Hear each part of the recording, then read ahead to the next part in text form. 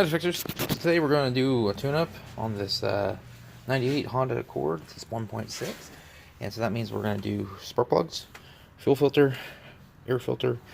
I don't know if I'm going to clean the throttle on this. I'm going to try to just a little bit, and we're going to take the cap and the rotor off. And we're going to change the PCV valve. So if you like what I'm doing for you, give me a like, give me a subscribe, and follow me along this little journey, and let's hop into it. First things first is you want to take this 10 out here. Take that out. So go ahead and I pulled the tube out of here, as you can see. I got my 10 here, and there's a plug that just goes into that. And this should just pop out like that. Now we have free access to get our distributor cap. We're going to wait on that, and I'm going to go ahead and pull these out and get my plugs. So you want to be mindful that, look down here in your hole, you can see there's no oil. So you want to look at your wire, there's no oil. If there's oil, you can do your valve cover. I'm going to do my valve cover anyways because I'm going after the timing belt here pretty soon.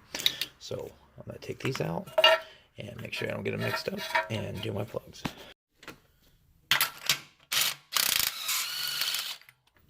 So I got all my plugs out, as you can see. Look at my plugs here. And this one, you know, it's pretty regular rare. You can see there's a weird spot there where it's super shiny. Let me see if I can pick it up. It looks like the spark plug's been arcing backwards, which is kind of funny for it to do. So here's my newest plug, and this is fresh out of the box, and it's gapped at 44,000. So usually that's what the plugs are gapped at the factory, so usually you don't mess with it, but if you just need to know for your own certainty, it's 44,000 to do a plug. So then take this, put it in there, and we're gonna tighten it up and grab my tool. So when I put my new plugs in, I'm just not too tight, just tight enough. They're not that tight. It's like maybe like 15 foot-pounds. It's not that much. A lot of people over torque these, and it cause them to strip out and give you issues, not just on Hondas, but on heads in general, because they're aluminum heads, the steel plug, they pull threads really easy, so you don't have to be too tight. So there's 3 screws here, here, and here. I've loosened this one already, so we're just gonna get this one loose. And like I said, if you like what I'm doing for you, just give me a like. Hopefully this is helpful for somebody, and you like what I'm doing. So then we're gonna go ahead and get this last one down here and get it out of the way. And we're gonna do some looking at our cap and see if it's bad. Usually we just do this for mileage, but at the same time you do a tune-up or timing belt, you do that stuff too. So let's see what we got. So it looks fuzzy. You can see there's some stuff over here where it's starting to break apart. Right there, you can see there's a crack. That's kind of funny. You can see the tip of the rotor.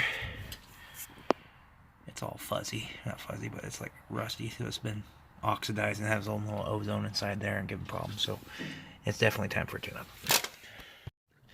Alright, so my next step is going to take my rotor off. And this rotor, it has a screw, as you can see. And you just want to make sure that you get it lined up so you can get this out of the way. What I did is I put all my stuff back together and I just tapped it to where I thought it was lined up, because you don't want to leave this just arcing because it'll ruin your coil or make your ignition module go bad. So you just want to make sure that everything's the way it should be when you're doing it, so you can get it lined up correctly. So I'm going to go ahead and break this loose.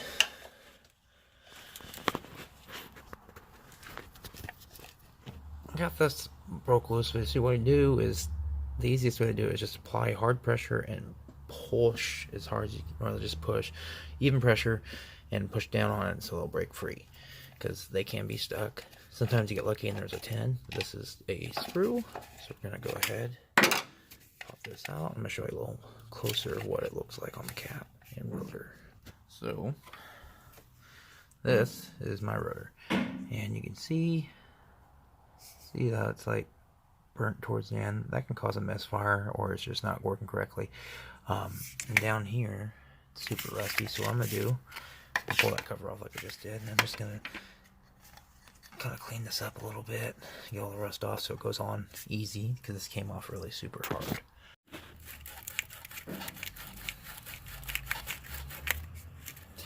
better. And I might just put a little bit of dielectric on my new rotor so it comes off just that much easier. So I got my plugs in there, and I just put my wires back in there so I know where they are. This is my air filter clips that come out. This one's dirty, as you can see, and you can get in here and you can clean this just a little bit, so you gotta get a rag with some plug spray on it. And then we're gonna go ahead and see this black stuff on the ridge. That can cause minimum airflow issues and cause it to die at an idle. So I'm gonna go ahead and clean this off. We don't want to use too much cleaner or spray it directly down in there because you can flood a hole and cause hydrolock and ruin your engine. So I'm just going to use a rag and get as much as I can. So as you can see, it's a lot cleaner than it was. It's not perfect, but it's a lot cleaner than it was. See that hole there? That's your idle air passage, and that helps your idle. So it needs to be clean, but looks pretty good. So the best way to do this is have your buddy step on the pedal for you and just hold it open while you do this. So it's like Christmas right now because my stuff just came, but you have to make sure it says cap looks the same. But your rotor, there are choices for rotor depending on the type of distributor you have, as you can see. So then I'm gonna have to order a different rotor and get that one coming. So you can see this rotor is the same as our other one that we took off. I'm just gonna slide it on here and put it into place. And you want to use a screwdriver that's magnetic to put your Phillips back into place. Okay, so I went ahead and just did the magnet and put that into place. And now, Mr. Handy Dandy Screwdriver, here he comes. And he's back in place because I've already lost my brand new screw, so I'm going to have to use my old screw here. Just make sure it gets extra tight. And ta-da! It's tight. So now we're going to move on to the cap. And with a new cap, you want to make sure that they give you an O-ring. So you make sure this has an O-ring here. This O-ring still feels good, so we're just going to put our cap on there and call it good. So it goes on like this. And I'm going to tighten it down. I'm going to go ahead and I'm going to do this. And we're going to tighten these all down evenly so we don't crack our cap, which can happen. Let's get this into place, then we'll start going after our spark plug wires. We've got new wires. We're going to make sure we put the right ones in the right place. So we're almost there. Here we go. Right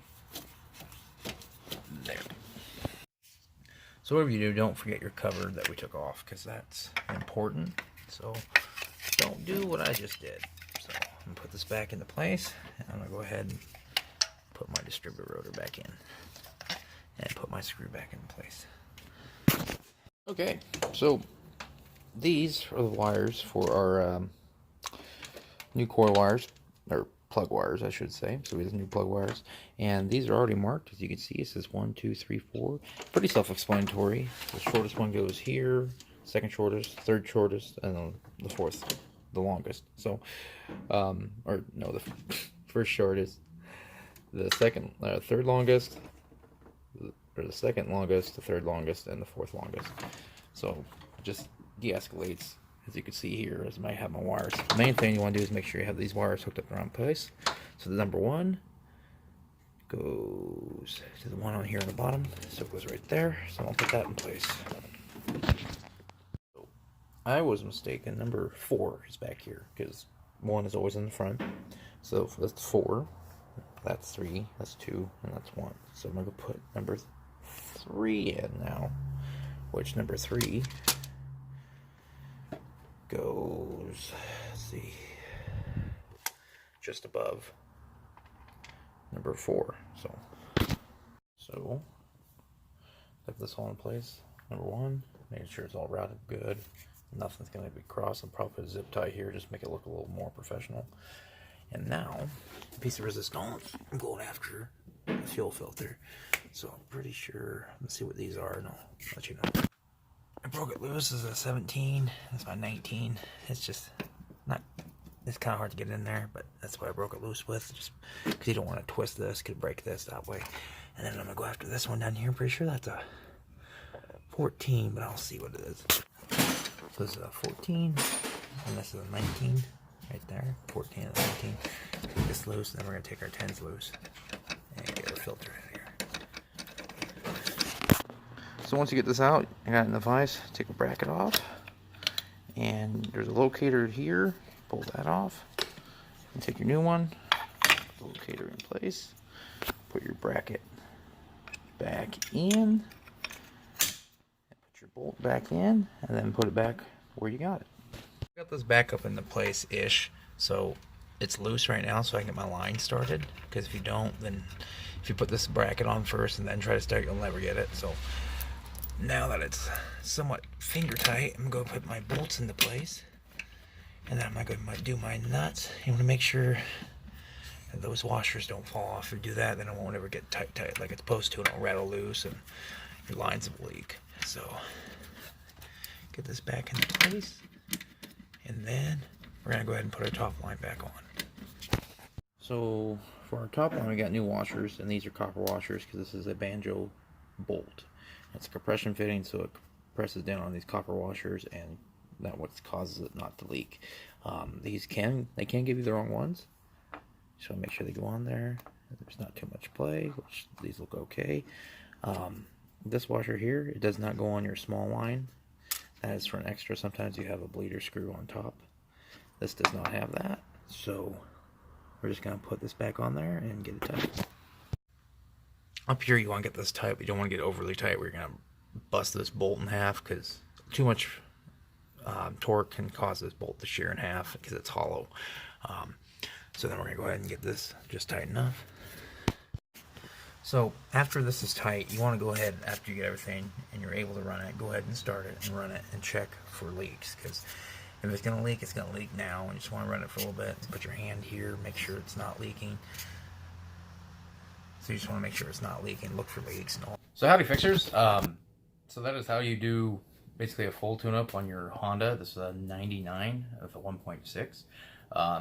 So I'm going to try to do a couple more videos like this. It's just like full meal deal, and hopefully it's helpful, just, you know, little tips and tricks and stuff, what I do in a daily job. And that job is basically in real time, probably give or take, well, maybe a half hour for dinking here and there, but it's pretty much, that's how long it takes you to do the job. If you like my video, just give me a like, give me a subscribe, tell a friend about it. And if you haven't subscribed, just hit that button down below and get a lot more information. I'm going to do a couple more videos here in the future of just like how things are supposed to work and why they work, like with RTV or sealants and stuff like that, why you have to do them in certain places and stuff like that. But if you have any questions, give me a comment down below. Let me know if this was helpful. And thanks for watching. So have a good one.